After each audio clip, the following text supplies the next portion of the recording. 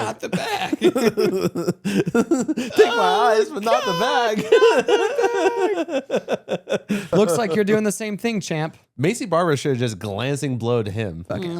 I don't know. Just said, get the fuck out of here and give me that fucking belt. He fought Dana White. Oops. Roses are red, violets are blue. It don't always be like that, but sometimes it do. Oh. Next, we have Schlotsky's Deli.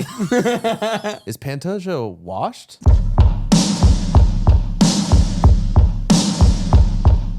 Welcome back to MMA Mathletes. My name's Sean. This is Joe. We're two casual MMA fans who happen to be degenerate gamblers. Come join us while we chase the perfect parlay each week. This week, we're breaking down UFC Fight Night, Brandon Royval versus Manel Kape. And if you enjoy our content, make sure you're subscribed. Bro, UFC 323, we got absolutely mopped. Dude, that was the craziest main card I've seen in a long time. That was disgusting. We went, let's see, there was 5 events. One of them was a tie or a draw. And then one was an early stoppage. One was like a random freak accident and belt turnover. Like, what are we doing here? I think it was just main card, wrong answers only edition. Dude, no shit. What are we doing? That was insane. I think it was crazy too. Peter Yan, 50-45 the first time. 50-45 in my eyes the second time, Peter Yan. I think it's weird that there's like some people that were giving us smoke for our prediction being wrong. They're like, oh, this aged like milk. We literally said Peter Yan has to have a perfect night and Rob has to be not on his A game. And guess what happened? He wasn't on his A game. And then Peter Yan was one of the best performances in championship history. Like, it was honestly just absolute masterclass, especially with how good we all know who like Merab is. He's just like, we thought everyone thought that he was going to just walk right through him. And so it's just crazy to see how far Peter Yan actually has become. Yeah, I think it's crazy that before there was any talks about it, we were like, that'd be a crazy second fight. Everyone said, wow. No, he got 50-45. And we're like, okay, well, I just thought it'd be kind of crazy because it was close. There's close 50-45s and there's far 50-45s. And then they were like, Peter Yan, get past this guy, and then maybe we can do something. So there's talks. And we're like, yeah, man, that's a pretty crazy fight. And everyone's like, that's a stupid fight. Peter Yan's not going to take that. We're like, dude, Peter Yan could definitely probably take that shit, right? Like, that was pretty close the first time. Then it gets announced. And we're like, dude, Peter Yan, he could probably take that shit. And then when it came down to bet week, everyone brainwashed us into being like, you know what? I think Merab's just going to wipe the floor with him. It's not going to be close at all. He's going to take him down the whole time. We're like thinking that. And then we're like, nah, but he could definitely get it done because he could have a really good night, you know? So it's just interesting, the whole trajectory of the whole thing. I think the 4th weight cut really got to Merab though too. Yeah. Like, you really see it like in the week. He looked like he did not want to be fighting. Like, this was not fun for him. It was a job. Yeah. It was a job. Yeah. Like, oh, this is my 9 to 5 and I have to show up to work. Literally look like the person that's like at the Starbucks drive-thru. Just being like, fucking dude, 5 a.m. every morning. This is fucking brutal. Literally, that was his face the entire week. So he didn't seem like he was in it at all, in my opinion. Do you think he gets a rematch immediate? No, he doesn't get one. Did you not see what Peter Yan said? Peter Yan said, you made me go and do 3 fights and earn my way back. Looks like you're doing the same thing, champ. But the thing is, 3 fights though at his age. He's 34, I believe. I think, isn't Merab 36? 36? 34. If he wants to rematch within like 2 years, he has to be extremely active with the fights and make sure he's on all the cards. Yeah. But the thing is, he's going to have a proper camp to go up against Peter Yan. Like, he has to make sure that he's, you know, not doing this thing where he's just every couple months he's getting another fight. Like, he has to do a proper camp on that. So I have a question. So Merab takes the belt from Sean O'Malley and then defends the belt against Sean O'Malley. But Sean O'Malley beat Peter Yan.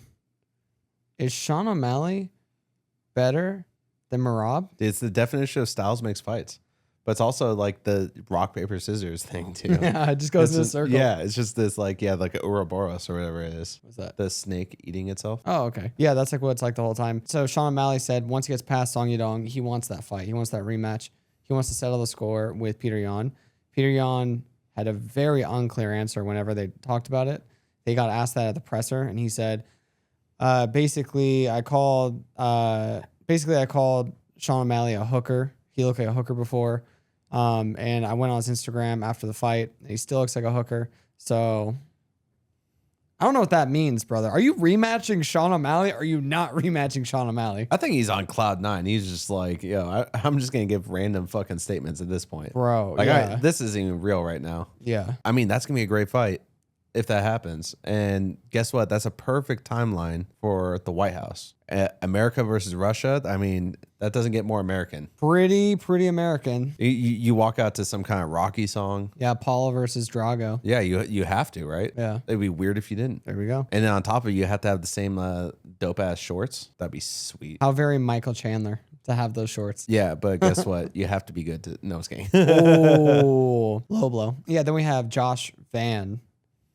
That was very unfortunate. Super. It sucks because, yeah, he can get the rematch, but the rematch is going to be at least a year out, I would say, because of how much recovery that has to be done on that. We don't know the extent or severity of the fracture. It's not a fracture. Is it just a bad dislocation? Ooh, okay. That changes things though. Yeah. I thought there was a fracture on it. Oh no, he suffered a broken, dislocated elbow. It's a severe arm injury. Do ChatGPT to see what the timeline is on recovery. Because I think it's like probably, I'm going to say, before you give me the answer, I'm going to say 12 to 16 months. 6 to 10 weeks. And then sometimes up to a year for full recovery, but most likely between 3 to 6 months. 3 to 6 months? The thing is, though, by then the belt's already changed hands because Joshua Van is a false prophet. That's just insane. The way he handled the belt taking process was insane. I can't stand him now.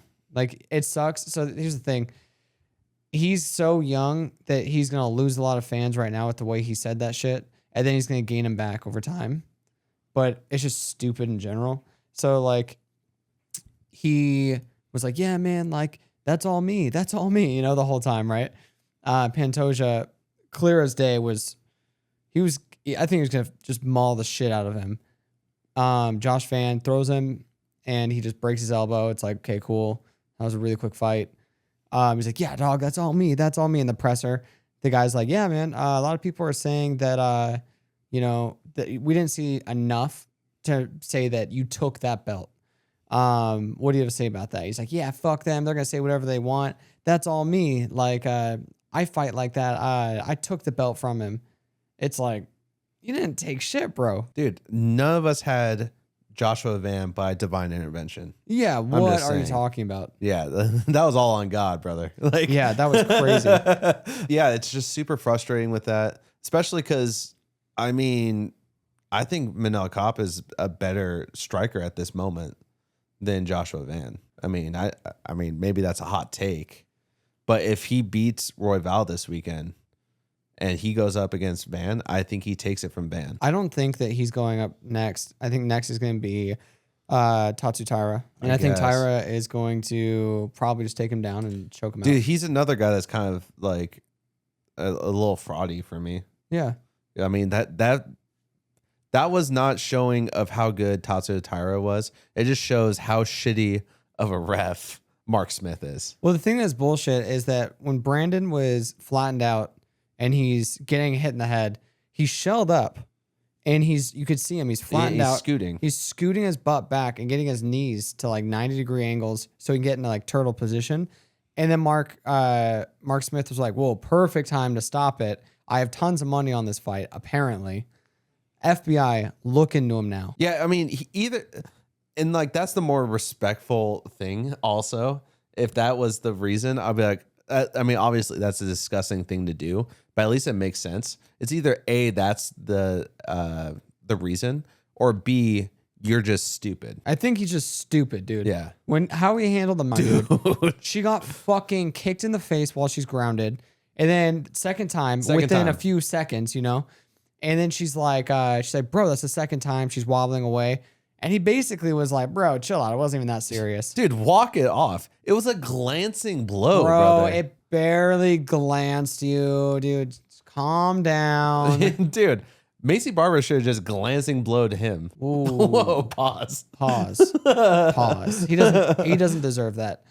Yeah, but seriously though, like, and then after the fight, she was so nice. Joe Rogan's like, yeah, like pretty much paraphrasing, Mark Smith sucks ass. And she said, yeah, it's no big deal to me, but my corner was a little upset about it. Like, what a fucking champion, dude. Yeah. And I want to see her run it with Erin Blanchfield. Oh, immediately. Yeah. I want her to fuck up Erin Blanchfield. Dude. No offense to Erin Blanchfield, but I just really, really like Macy Barber. Oh, yeah. I mean, I think that's going to be an absolute scrap, too. Yeah. Two super different styles, too. Like, I feel like Blanchfield's not as aggressive. She's a little bit more of a passive, almost like jiu-jitsu kind of person. Like, she'll just let her do her thing, and then she's going to try to counter off it, things like that. Goes with the ground as well. And then Macy Barber is the opposite, right? She's the sword. Yeah. Where she's going to impose her pressure, and she's going to try to take her down. She's going to have that top pressure, ground and pound. They have bad blood. Yeah, bad blood. That makes it interesting. It always makes it interesting. I agree. And I think that not enough fighters think about that. Have actual bad blood either nowadays. Yeah.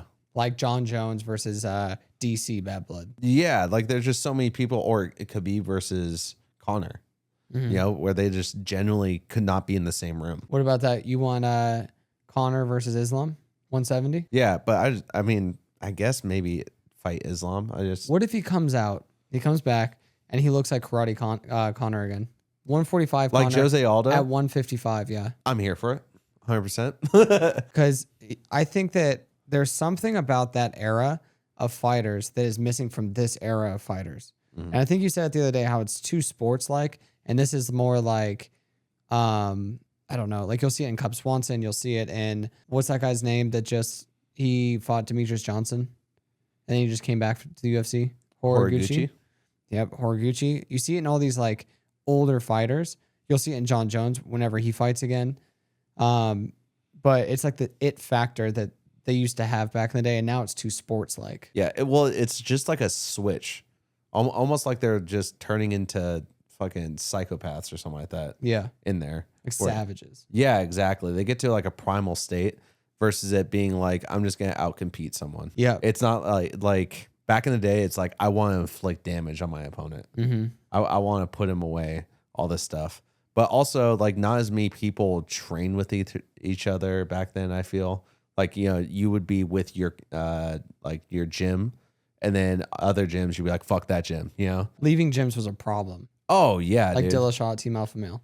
Yeah, that was a big deal. Or when Dominic Cruz was putting out all the Team Alpha Male guys. Alpha Male Killer, yeah. Yeah, and it's like that was what made UFC so interesting back then. Whereas like you had a lot of tribalism. And then you have fans that like just were like, yo, fuck those fans. We're the cool fans, The Nate Diaz of fans, bro. Yeah, dude. With that motherfucker. You had like Team Aldo versus Team McGregor. Yeah. Even in that promo is so sick. Probably one of the coolest promos that's ever been put out. Yeah. When they're walking the strip. Yeah. So fucking sick. They're walking the strip next to you in front of like MGM and stuff, and it's like his team versus the other team. Yeah. What's his name? Ariel. I don't know how to say. Ariel Helwani. Ariel Helwani. He was just talking about that. We don't have that anymore. We're missing that in the UFC, and I completely 100% agree. Well, it's like the more you make people tribal like that, the more you get people to be polarizing. The more people are polarized, the more people get eyes on the sport. It just works around the clock on that. Yeah. So who do you think's the last person that's truly like that? Because like no one nowadays really has that like fuck you energy. Mm-hmm. I mean, there's people that are starting to get it again. Like who? Like Hamza's starting to get that like fuck you energy. He's not active enough though. He's not active enough. That is true. Taporia has that fuck you energy. Also, he's like, I could feel him getting a little inactive. Like he's gonna, like he's already kind of like been there, done that. I just want what I want. That's the Islam fight, and that's that. I want whatever I want, and that's gonna be it. End of story. I liked that McGregor was like, he literally said this all the time. He would say, whoever you put in front of me is getting hurt bad. Diego Lopez, I feel like is definitely like of that kind of breed. Yeah. Where it's like, yo, dude, anytime, anywhere, we're gonna fucking throw down. Mm-hmm. I love that. That is sick. Also, who else is like that is he's getting knocked out a lot now, but Bobby Green. Oh, Bobby Green, yeah. Bobby Green's a gangster. Yeah, dude, I fucking love that that mentality of just like, that's sick. Patty, as much if you hate him or love him, he'll throw down anywhere. That's sick as fuck, dude. Gaethje. I'm actually becoming a huge Patty guy. Oh yeah. Like the more I see him, the more I'm just like, dude. That's why I don't understand the absolute hatred that people have for the Gaethje versus Patty fight. I understand where they're coming from, that it's for a title. Yeah, the interim thing, I kind of understand. I get that. But at the same time, that fight in and of itself is so sick. Bro, speaking of the title for that, how funny, dude. Did you hear what Dana White said? I heard a paraphrasing of it. About the title? About the Armin? Yeah, the Armin Yeah, thing. he said, man, that guy fucked up so bad. He's gonna have to keep fighting forever. He's gonna have to keep earning his way back to the championship because he fucked over Dana with Islam. with that first fight. And it's so funny to me that all the fans are like hating on it. And Dana's like, I don't care. He's got to fight everyone in the fucking division to get back in my good graces. Dude, I mean, also, he always talks about that pretty explicitly, that he hates when people miss weight. And he hates when things don't go like schedule. It's like, that's why there's always these backup fighters and shit like that. Like, I don't know. It's kind of weird that you don't see it, especially if, like, we don't know him and we know that. I'm sure that Arman, that knows him, personally, would know that that's like his biggest pet peeve. Is like, yo, I just want you to make weight. That's all I care about. You show up, you make weight, you make your money, you leave. It didn't have to do with his weight, though. It was his back, the reason he pulled out. I thought that he had a weight issue. And then they said that it was spurred from a back injury. Oh, no, I thought he just got a back injury trying to impress Nina Drama with that stupid head spin thing he does. Oh, maybe. Arman said that he pulled because of significant back pain and didn't feel healthy enough to compete. But there's like rumors that it was either that or he chose not to accept the fight because of timing and readiness. Gotcha. The strongest one I heard was the back injury. That's the one everyone's going with. Yeah. Is the back injury. And that was because of the Nina drama? Or is that just what people are saying? Yeah, that's just the rumor. Because he did that thing where he gets on his head and he walks around 360. Yeah, like that's like a wrestling. That's like thing, right? that's like an arm and wrestling thing. But yeah, he did that. That video dropped, and then the next day pulled out. Yeah. So that's pretty ill-timed post. But speaking of interim titles, wow, Cyril gone, Pereira. What do you think? Is it official? It's not official, but it is. Pereira says he wants to fight John Jones or for the title. He just wants to fight. And so him versus Gane, that's going to be a fun, interesting fight. Him versus John Jones, very fun fight. Oh, yeah. Either way, if he ends up getting the title, even if it's just interim at heavyweight, does that make him greatest of all time? Yeah. Well, I mean, baddest of all time, I'd say. I wouldn't say the greatest of all time. Greatest of all time is so hard to tell because it's like, that's pound for pound greatest. You know what I mean? Because, I mean, I think Demetrius Johnson, if he were to be as active as he was in the heavyweight division, he would just fuck up everyone if he had the same skill set. You know what I mean? Yeah. So it'd be pound for pound, but I think it makes him the baddest man on the planet. Easily. Oh, well, yeah. I mean, whoever has the title of heavyweight champ in UFC is the baddest man on the planet. Sometimes. I feel like sometimes you could just get clipped, though. And it's like a lucky shot. Like, I think that Derek Lewis, if he gets in a title shot, I think he could become the baddest man, you know? Has he? He's not. He's fought for it. He hasn't. He's never gotten, not even interim. No. Yeah. So, but I think he's one of the baddest dudes on the planet. Yeah. You know what I mean? Like I would definitely not say anything to him. Dude. Even remotely neutral. Yeah. Everything has to be positive My around balls are. Yeah. But yeah, dude. Dude, the other thing that's crazy. So like, I think the UFC heavyweight is like the baddest dude, but boxing, it's like they consider them the baddest people. And it's funny though that, do you hear about Terrence Crawford? Yeah, Terrence Crawford not wanting to pay his $300,000 in dues. Did you hear about that? Oh yeah, I heard he got stripped. Yeah, he has to relinquish his belt and his title. So now it's just a vacant belt because he didn't want to pay his $300,000 in fees and sanctioned fees. That's so weird. It's 0.06 or 0.06. I think it's either 0.06 or 0.6 percent of his earnings is $50 million, which equals $300,000. He didn't want to pay that, and so he didn't pay it. And then now they're taking that. It's so weird. That is crazy. Do you think he's just like confused by it? Like, No, he made a statement. He said, "I'm not paying that shit. Like that's stupid." Okay. And I mean, it's what it is. I mean, I kind of see where he's coming from because that's just like a weird thing to do. I just feel like you're gonna go to court and have to pay it anyways, because it's a signed thing. You have a legally binding contract. Yeah. Like, what are we doing here? Like, it just doesn't. It doesn't seem like the headache. You know what I mean? Why not just keep the title as well? Because now you're going to pay for it and you're not going to have the title. Why not just pay then on the top of you have to pay for 300,000? legal fees of dealing with that. Yeah, like I don't know. I think that's silly, but I mean, I think it's silly. He could do whatever he wants. He made $50 million off that fight. He could do whatever he wants. That's true. I just think it's silly that you have to pay some kind of weird tax, essentially, for the belt. No, it's certain organizations do a sanction fee. So I think the WBO maybe doesn't. Certain ones don't. It's the WBC, the World Boxing Council. Okay. They wanted the sanctioning fees for 0.6% of his purse instead of the usual 3%. That's where the issue is. So he owes $300,000 over that win. And he didn't respond to multiple communications for not paying. So they stripped him. Right. And basically, the sanction fees usually pay for title belts and championship administration, officials costs, drug screenings, medical safety programs, rankings committee, operational costs, and fighter pension benefit funds. The WBC has a World Boxing Cares and pension program for retired fighters.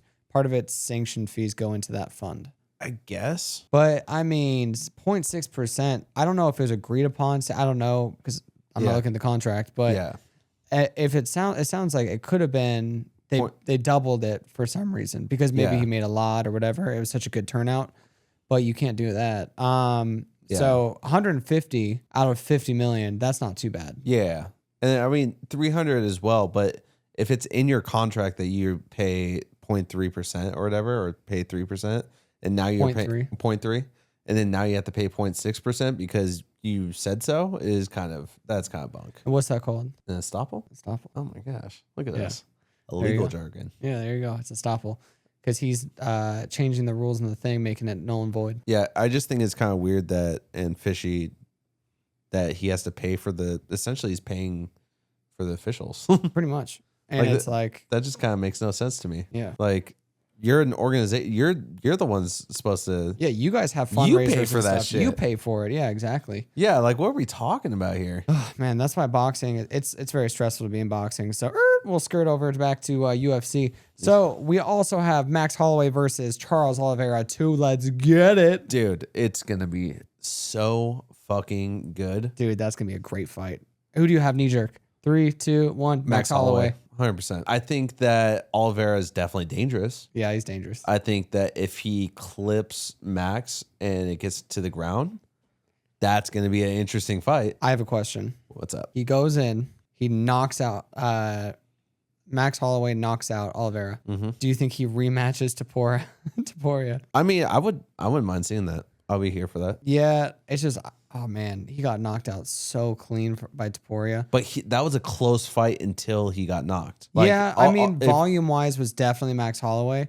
Topuria was a lot of power. Yeah, I mean, I agree. And it's just, I mean, I feel like that would be an interesting fight right there. It's just scary that Topuria just stalks you. Oh, yeah. He just gets you and pushes you against the fence. And how just calm knocks you he out. is. He's just so calm in there. And like his guard, he just like doesn't move. It's so weird to see. Yeah, terrifying, dude. And it's just he looks so patient. And then, but when he hits, he just hits so fucking hard. Yeah, he does. Yeah, he does, Danny. Okay, so anyways, pause. So that's gonna take place, and then do you know when's that taking place? March 7th, I think. March 7th, and then February 1st we have Hooker versus BSD. We have Tai Tuivasa versus Teixeira, the comeback. And then when does Strickland and Fluffy fight? They fight, I think the 28th, I want to say. They fight in Houston. 28th of February? Yes. Oh, okay. So Fight Night? Yeah. Oh, okay. And then you have Jimmy Crute versus Justin Jacoby. I'm just going to let you know how this shit goes. That's the fucking most stressful one out of all the ones you just said. Hooker versus BSD knee jerk. Go. Oh, BSD takes that. I'm just going to run down the line. Fizia versus Roofy. Roofy takes that. Tai Tuivasa versus Teixeira. I'm going to say Teixeira, but Tuivasa can definitely put him out. Jimmy Crute, Dustin Jacoby. No one wins. Jacoby wins KO. Jacoby wins KO. I feel pretty confident in that. Okay. Strickland, Fluffy. Fluffy wins. Okay. Pereira, gone. Pereira. Ooh. Okay. I mean, I guess we'll see when those fights happen. I think his output is just a little bit more than gone.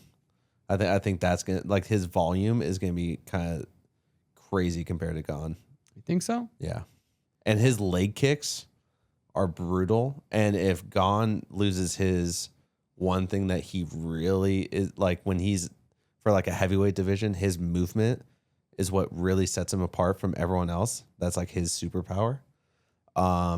If he gets fucking leg kicked enough and then that compromises his movement, then he has to go up against Pereira's power. I don't know. Long night. Give me a long night. Long night in the office. But I think someone gets put out in that fight, no? Yeah. I don't think that goes the distance. Yeah, that's interesting. 5 rounds between those two guys. I mean, I don't know. I don't know, dude. I don't know. We were talking about the same person that thought that Pantoja was going to win last night. Yeah, no, I can't believe Josh Van just fucking snapped Just his elbow. walked right through him, Dude, just walked right through him, just snapped Pantoja's elbow and just said, "Get the fuck out of here and give me that fucking belt."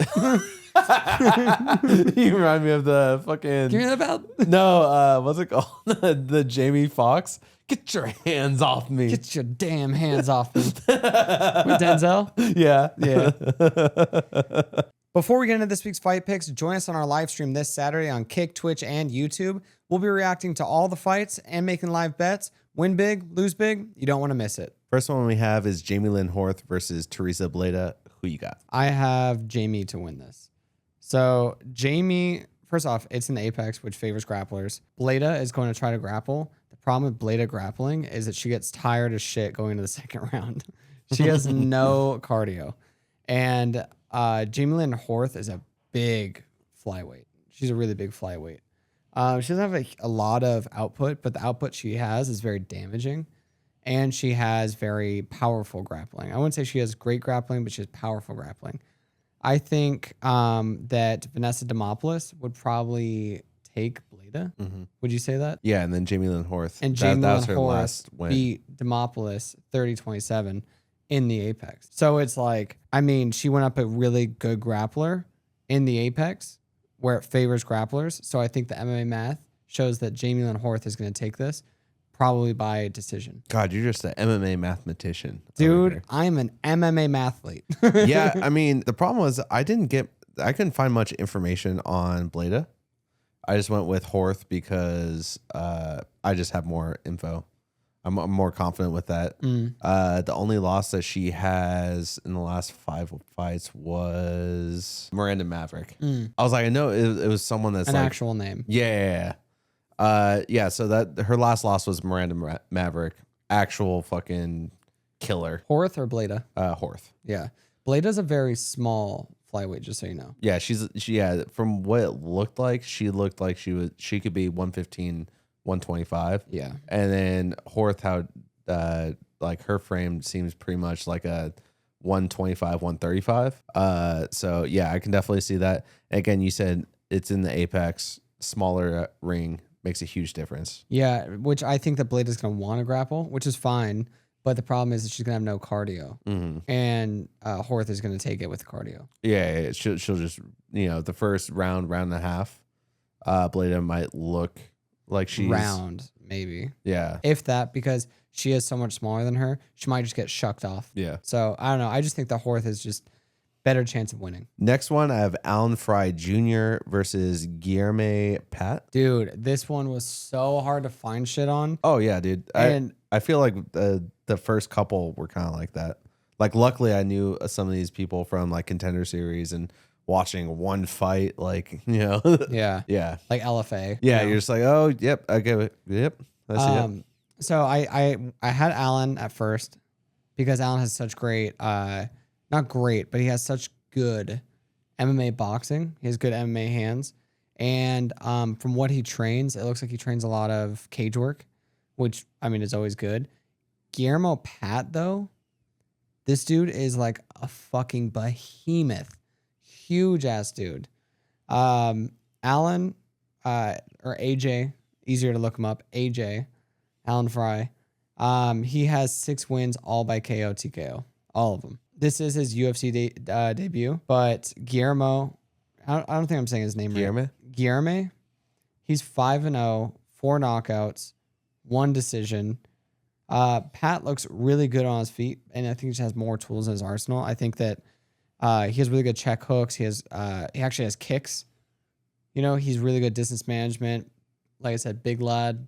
I think he takes this fight. I don't think it's a KO. Might be a KO. I think this might be another decision where he just tries to keep Allen at bay with just like teeps and kicks and just get away from me type shit, Yeah. And checks, like check hooks. But who knows? Guillermo, he does hit very hard and he's very, very precise. Way better striking than Allen. I actually have Alan Fry just because I trust the gym that he comes out of. He comes out of Derek Brunson's camp. And I feel like with that, his wrestling is going to be better than Guillermo's. I think he'll be able to grapple a little bit more effectively than him, especially with it being the Apex. I think that he has really solid boxing, as you said. I mean, I think this is going to be a pretty tough match for him, but I think he gets the win. You think so? Yeah. That is tough. All right. 2 out of 3. Winner gets their fighter. All right. Fuck! Dude, I am just an absolute sniper. Oh, there goes our perfect parlay. We gotta end this year terrible so that we could swing back with the really good January. It always one. comes back around, Yeah, so we have fucking Fry money line. Yeah, so we're going AJ on this one. So the next one is Luana Santos versus Melissa Croden. Who you got? I am so nervous, dude. How poorly Syndicate came out at 3-2-3 makes me really nervous. But Luana is just too much of a dog, too much of an animal. I think she's going to be too much for Croden. She's also like kind of big for the division. She cuts weight for this. Croden lost to Jacqueline Cavalente. How do you say that? And that is Luana's training partner. Like naturally, not even just for this fight. That's just her training partner. Mm-hmm. Always doing rounds with her. I think they're going to have a perfect game plan for her. She's going to come out. I think she might submit her. She might sub her. I also have Luana Santos. I'm just a huge fan of her. I've watched her fight. She's a pretty complete fighter. Croden, I mean, the first time I saw her was on the Vancouver card. And, I mean, she looks really good. But I think that she was pretty fortunate with having someone that was like a little bit smaller than her in that fight from what I remember. And I think that Luana is going to be matched up a little bit more against her. And because of that, I think Luana, with her technical ability. Yeah, her judo background. Her jiu-jitsu. Like, she's just going to get to the positions faster and more efficiently. Stronger. She's able to hold positions. Croden was, she got pretty gassed there. She was just, she outdogged her opponent, Lisboa, I believe. Yeah, Lisboa. She just outdogged her at the end, which, is very commendable. That's a really good thing to have in this sport. But I think that Luana, she's just going to get it done before it happens. True. To be honest. True. But before she has to dig deep, I think she gets her hand raised. Next, we have Sean Sharaf versus Steven Asplin. Who you got? I do not have Sean Sheriff or Sharif, whatever. I love that he attacks the body and then he goes to the head. I think that that's going to be really big in just his whole MMA career in general. But I have Asplund. He's just more well-rounded altogether. He throws a lot of kicks and a lot of strikes. I think he's gonna get Sharaf. He's gonna get Sharaf thinking about all the kicks, and he's gonna go right upstairs with some heavy shots. He's also not afraid of a firefight. Like he's gonna go in there. he has like this like weird hick mentality that I just am here for. Oh yeah. Like he won a fight and then he was like playing with his moves as a, like as like a victory dance. I was like, dude, this guy. Do you know his story? I know nothing about him. Oh, dude, I fucking love this guy. This guy's actually my lock of the week. Him by KO. That's how much I love this guy. Damn. So Dana White Contender Series, he is super massive underdog against this guy from Tampa. I forgot what his name is. That's how good he was. Asplin was.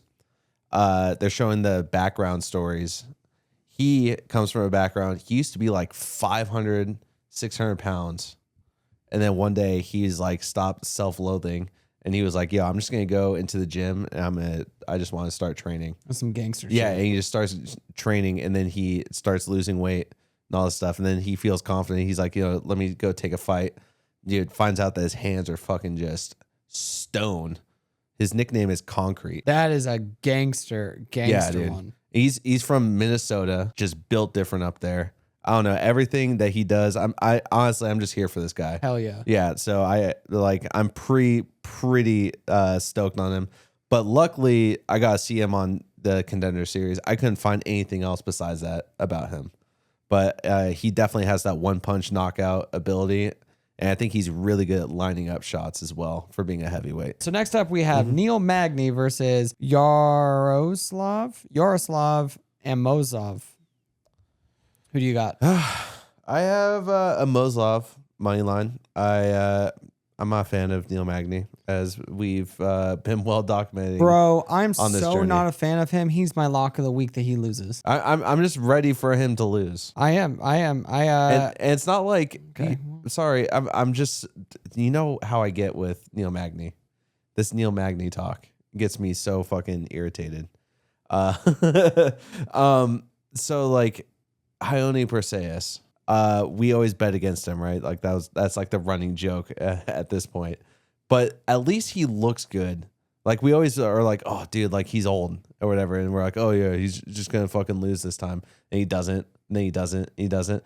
But these wins that he gets are impressive wins, like going up against Peyton Talbot and like fucking just running through him, or Cody Garbrandt out dogging Cody Garbrandt. He gets all these fights. Neil Magny just gets fucking magic handed to him. He gets so much luck handed to him. No offense to him. He gets bad reffing handed to him, bro. Yeah, he gets terrible reffing handed to him. He is losing every single fight until he doesn't lose a fight. And you're just like, how did he end up winning? You're such a hater, Sean. He definitely won that Jake Matthews fight. Fair and square. Yo, okay. Yo, okay. Yeah. Was Mark Smith reffing that one? Was he? I don't think he was. Oh, okay. But I'm still petty about fucking Mark Smith. Yeah, Mark Smith sucks. I hope he gets fired. Dude, don't get me excited like that. I'm already hyped up about hating Neil Magny. I can't have that breaking news happening. Oh, dude, the heart rate. But seriously, though, he is my lock of the week. I think he's going to lose. I think this is definitely, he's met his match. I think with Neil Magny is he has 6 losses by submissions and 4 KO losses. The only reason he didn't get KO'd by Ian was because Ian dragged his ass through it. If he wanted to, he could have KO'd him. So he would have had, 5 KOs and then 6 sub losses. But I think that either way, I think he's going to get finished. But I'm just going to say Neil Magny loses this. That's my lock of the week. I mean, he should have gotten TKO'd by that one guy a couple fights ago that out of nowhere, he just got super gassed from I think it was like one body shot. He just, gas tank just gets fucking annihilated in the second round. And then Neil Magny ends up beating him. And you're like, what the fuck just happened there? Next one I have is César Almeida versus Cezary fucking Oleksiejczuk. That's the next one you have? That is the next one I have. Jesus. Okay. Who you got? All right. So for this one, I have Cezary Oleksiejczuk. I have Cezary. Cezar is an incredible striker. I love watching him. He has great counters, sick knockout reels, beat Pereira in kickboxing twice. I mean, pretty crazy shit. He's 37 years old, though. Cezary is 25, and I think he's that guy. He has victories in bare knuckle MMA and impressive, like his highlight reel and bare knuckle MMA. Fucking dog. But he seems like he's finishing everyone in the first round, so I definitely think that he's going to be getting this one done. And like his Dana White fight was really sick too. He fought Dana White? Yeah. The Contender Series, he looked really sick on that as well. He also has his older brother that's also in it. Who's his brother? Michelle. He lost to Shara, Kevin Holland, and Michelle Pereira. So who do you have? Oh, I have Cezary. I think he's gonna he's not gonna walk through him, but he's definitely just gonna be a little bit faster than him. I think that he's gonna have a little bit better of a gas tank. Like that's just how it's gonna be. I don't know if he's gonna finish him, but I think he definitely gets his hand raised. Yeah, it's kind of scary because Cesar can definitely counter him and get a knockout. And you're 100%. like, fuck my parlay. And also in middleweight, because like you have power in middleweight. Like it's just like, but that one guy who was trying to put out Cesar against the cage, and he just hit him with that huge left hand and just reverberated through time. Yeah, dude. Insane. He fucking hits hard. Cezary also hits hard though. The next one I have is I cannot fucking pronounce names to say my name. Melquizio Costa versus Morgan Shari. My gosh, that sounded way better than I was gonna say. There we go, baby. Look at you. I brother. have Morgan. Really? Yeah, I knew that. I knew I was gonna get that face from you. Yeah. Fucking why? I have Morgan. I think he's just like a big guy for the division. And like Christian Gutierrez, when he was facing Costa, he was kind of manhandling him in the like he was tossing him, doing trips like they were nothing. I think Morgan's way more dangerous. Rewatching that Shepa fight too, he was landing the way more devastating power than Shepa. But back then when Shepa fought him, he lost. And I think that he lost. I mean, Shepa landed more strikes on paper, but it wasn't more damaging compared to Morgan. And Shepa used a lot of cage control and kind of just held him there for a lot of the fight to win rounds. So I think if they redid the judging and by like today's standards, where it seems like damage is doing more than just holding people against cages, I think that Shepa loses that fight by a split decision. And so I just think that Morgan is going to take this. I think that he just hits hard as shit. And I mean, he can get it done against Costa, I think. I actually have Costa. Mostly because he comes from shoot to boxing. I think that they're just so good out there. I mean, obviously Oliveira, but you know, everyone that comes out of there, even Ian Gary, apparently that's his main gym now. He's, like he loves Ireland, but like he's just a Brazil boy all the way. Super, we're not going to get into that because we're talking about Costa. I mean, he does have really good striking. I think Morgan also has really good striking as well. But I think that his grappling might be just a little bit better than Morgan's. I think that he has really good offensive grappling. I think that Morgan is going to do a great job getting out of him, get back to his feet. And the reason, that's like the biggest reason I picked him, was I think Morgan's going to get to his feet more and he's going to land the more devastating shots. And I don't know if you know, or if you remember, but he put out Landwehr. Oh, yeah. So, and who does? Who puts him out? You know what I mean? Yeah. Like, dog. He's got some heavy hands. And I think that he's going to land the cleaner shots, a lot more of them, and he's going to put the pace on him. From France? France. Oh, France has been on a tear. Yeah, dude, he's a French beast, bro. The thing about Costa, though, is Costa, he's so tricky. He has a lot of volume, and he has a unique look. Dudes with unique looks in the UFC tend to beat the fuck out of people. They tend to win fights. Yeah. So his unique look always, like, it gets me. I'm like, oh, I think he's going to win. Like, I was like, oh, why are they giving him Steve Garcia? I was like, oh, I like Steve. I think Steve's going to go very far. And then Steve beats the fucking brakes off him. That's true. Bad. Real bad. I mean, somebody also. That's Steve. Yeah. Who beats Steve? Yeah. Yeah, seriously. So, I don't know. I just think that this is a really good matchup. And height-wise, it's not too bad. I feel like usually Costa goes in there with a little bit of a height advantage. And except for against Steve. And he's going to go into this fight. Oh, and against Rosa. But Arosa, I mean, he's a slower Arosa. He's not nowadays, or he's not like prime. He's like nowadays. He's not you know, GCGA. But you're getting prime Morgan. You know, he's a year older. I don't know. I just think that he's gonna take the fight. France has been on a tear, so I can roll with Morgan. It was a toss up for me. Regardless. Yeah, I think it's a very razor thin. This is a pick 'em for me at least. Yeah, I think that Costa is very fast, very sneaky, and he's kind of like water on the ground, you know, and he can just get those really tight submissions out of nowhere, just catch submissions. Mm-hmm. But I think Morgan is like rock. And I think that he's got the power, he's got the precision, and then he's got the ability to get up. And that's the thing, is like getting up when you're down against Costa. I think his striking is gonna be better than Costa's. I mean, we can do Morgan. Scissors? No. Okay, yeah, let's do Morgan. You know, it's just only fair because I beat your ass on rock paper scissors and we got my pick. Remember that time when you were looking up that guy's last name? Oh wait, you weren't looking up his last name. Oops. Next one, I have Joe Anderson Burrito versus Melsik Baghazarian. Who you got? I mean, I got Baghazarian by you not being able to pronounce his name. I have Burrito. I think he's a dangerous fighter.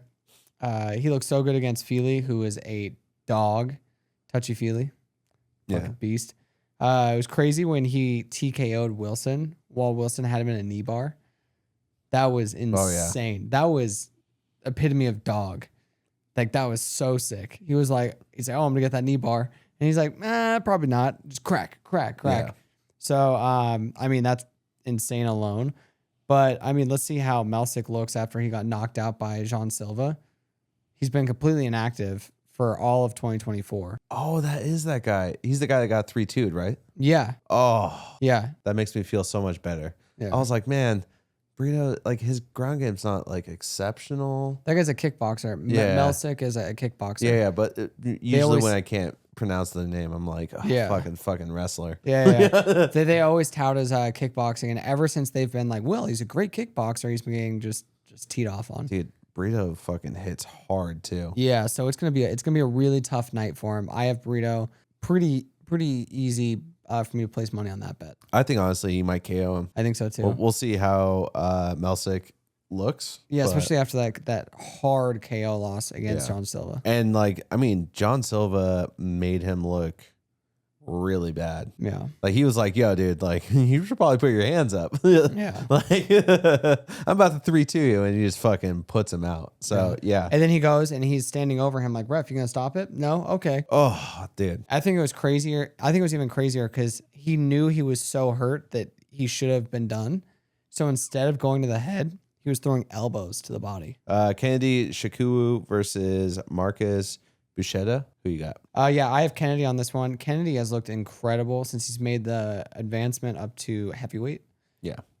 He has 2 KOs out of his 3 heavyweight fights. The only loss he has, Walter Walker, heel hook. And it's like, have you seen what he's doing to everyone? That's just what he's doing to everyone. Yeah. So I know I said that the Apex favors grapplers, but honestly, this other guy, I know he's a big grappler and all that jazz, but I don't think he gets it done. I think he's going to get clipped hard by Kennedy. Kennedy hits extremely hard, especially at heavyweight. I think it's first round KO. I think also, I agree, obviously, first of all. I think Kennedy takes this. He throws a lot of stuff up the middle, and that really negates a lot of offense for wrestlers and grapplers. Again, the Walter Walker thing, he's just doing that to everyone. You know, don't take it personally type of thing. Yeah. But Kennedy, his striking, especially for heavyweight, looks really good. And when he connects, he connects. Yeah, a lot of people are doubting him because of his losses, but that's because he was having a tough time making it to light heavyweight. Mm-hmm. So he didn't look the best in light heavyweight. I still thought he looked great, but he didn't look the best. He was kind of more like a little bit better than a coin toss if he won. Yeah. But now I think he's really finding it in the heavyweight, and I think it's gonna be a problem. It's probably just because it's such a hard weight. I mean, every weight cut's so hard, but sometimes, I mean, he's a tall lad. He's a big dude. Yeah. So it's really hard to get to that. You know, he's like right around the 240 range. Yeah. So that's a big weight cut. a huge weight cut, and his frame is like he is 240. You know what I'm saying? He can't get to 205. It's just like, you know, he's not a slender dude. He's a big, jacked individual. Yeah. You know, it's like you have to shave off actual body parts in order to get 205. Yeah. And then the other thing is that his opponent is like, I think 255 grappler. So that's interesting that he's like heavier and he's a grappler. Yeah. He might use that to his advantage. But once you get up to that heavyweight, it seems like that extra 10 pounds here, 10 pounds there doesn't do as much as I think in my head. Yeah. Because you think like 155, if I came in at 155 and I fought at 145, I'm going to fuck up the 145 because I have a big weight advantage. But it's so different once you get to that. I think you're just like the percentage, the body percentage. It's as you said before, it's all about the proportion.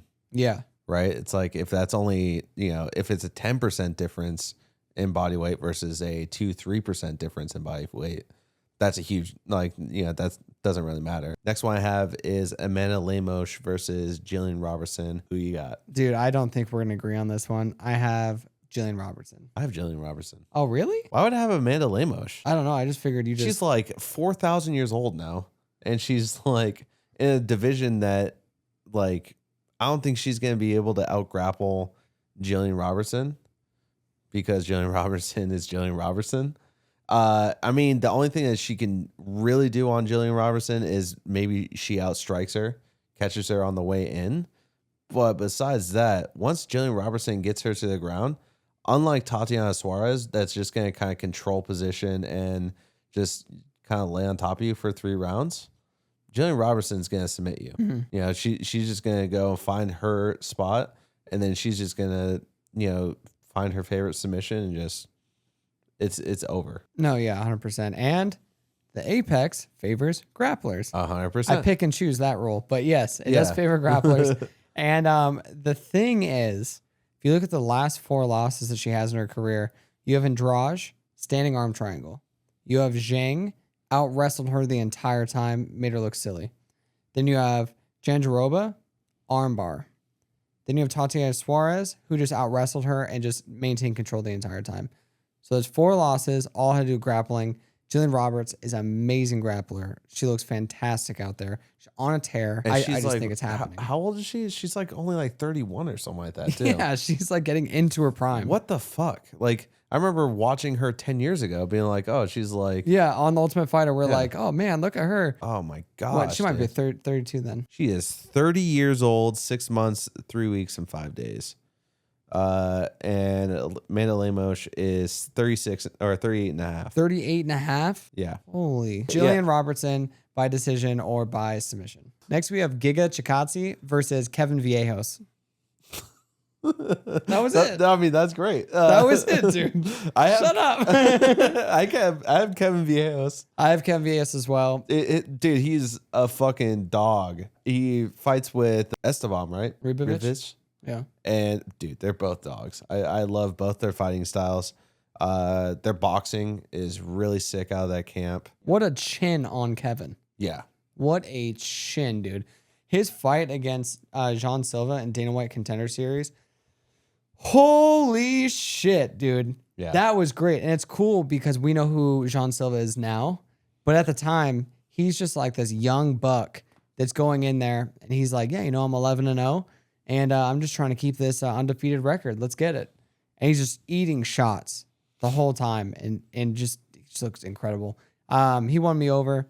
I think that he's got such a good chin. He doesn't have to worry about getting KO'd by Giga. I think that what he does have to worry about is that sneaky kick that Giga does underneath in like your liver. Mm-hmm. He has such a good liver kick. And so that's all he really has to worry about. But besides that, Chikadze is 37 and Kevin is a young buck ready to go. I think that if Kevin can get some takedowns, it'll fare well with his total decision because we all know that Giga's not going to go for takedowns. So one thing about Kevin Vallejos as well is that he just keeps the pace going for 3 rounds. Like he just nonstop, like an Energizer bunny, Giga, after like the first round, he gets a little winded. He gets a little tired. Do you think it's because of how lean he is? Maybe it might be also age, and he's more of a kicker. I feel like you use up a lot more energy kicking than you do boxing. I don't know if that's true. Yeah. I mean, I'd say so. But like, yeah. So I think because of that, if he doesn't get the success in the first round to really get a finish, I think the second and third round definitely will be bode well for Kevin Vallejos. I don't see him knocking him. He might. I mean, obviously he can because he has crazy power. But I think that he'll be able to get to a pretty convincing decision, just walking him down essentially. Yeah, and his boxing is incredible, like you were saying. Great chin. I just don't think he's not getting taken down by Giga Chad, but also those kicks, he's gonna walk right through those kicks, and he might counter those kicks, which is a mean cross. The only thing is that he is a little bit shorter. That kind of freaked me out a little bit because if Giga Chad's able to keep him a little bit at distance with the kicks, it might be a long night if Kevin can't gain access to his striking range. Next up, we have the main event. We have Manel Kape versus Brandon Royval. Who do you have? Neither one. I have the over. No, I'm just kidding. I have Manel Kape actually. Oh, I did too. I thought you were definitely going to go Royval. That's crazy. No. Did you go back and forth at all or no? I went a little bit back and forth. Royval is a better grappler on the ground, but when I was rewatching Manel, he is really good at building up, and he always wrestles up. Yeah, he's good at cage work. His takedown defense is a lot better than I give him credit for. His knockout power is pretty good.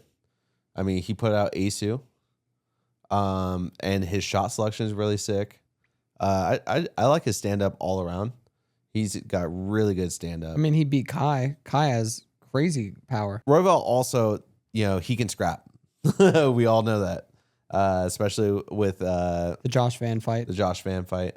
But I feel like Manel beats Josh Van. So, I mean, I don't know. Josh Van did pick up Pantoja and then snap his arm and take his belt. So he might do that against Manel Kape. So I have Manel Kape. I think he has great lateral movement, great shot selection. It's going to be incredibly hard for him to get taken down because his lateral movement, he's going to be able to evade the whole time. Royval always keeps his hands really low. He gets hit a fuck ton. You can't be sitting there taking shots from Manel Kape. The other thing is if you rewatch the Josh Van fight, Brandon does a really bad job at getting married to certain combinations over and over and over. And someone like Josh Van, he sits there and he reads that and goes, oh, he's going to throw that every time? Well, I'm going to do this. Oh, he's going to do this? Well, I'm just going to do this because he gets married to that. Rewatching those fights in Manel's camp, he's going to be able to already have his counters. He's going to have his timing. He's going to get all that stuff very early. And I think it's just going to be such a bad night for Royval. I think he could finish him, to be honest. Yeah. He could definitely get the KO, or he could just drag it on and make a decision. But we know Manel. Manel wants that KO, that TKO. He wants to finish it, put a stamp on it, which makes him such a fun fighter. I think he gets the KO though. Yeah. I feel like a lot of people sleep on Manel, like especially in the flyweight division. Like I feel like he doesn't get any like title thoughts, anything like that. Like he's just kind of an afterthought. And I'm like, he's a pretty fucking dangerous dude. I think that he shot himself in the foot when he got in Adesanya's face. And I think that people were just like, yeah, fuck this guy. We don't want to see this guy anymore. Yeah. But I mean, he's still really, really, really good. Yeah. Yeah. And again, I'd rather see Manel win this and fight Josh Van than Tatsuya Taira fight Josh Van. Just saying. Especially because Tatsuya Taira's last couple of fights have been kind of like not exceptional in terms of like, oh, he submitted Park on short notice. And then this very controversial decision win against Brandon Moreno. But Manel, he's been like walking through people. He's been fucking highlighting people the last year or so. So, I mean, I just think it's going to be a more fun, high-paced action fight than Tatsuo just trying to get the back and doing his, like, you know, his weird backpacking thing with Josh Van. All right, that's a wrap for this week's Fight Picks. Thanks for hanging out with us. If you enjoy our content, all of our social media is in our bio. Be sure to subscribe, cash those tickets, and don't forget, bet smart, fight hard. We'll catch you in the next card.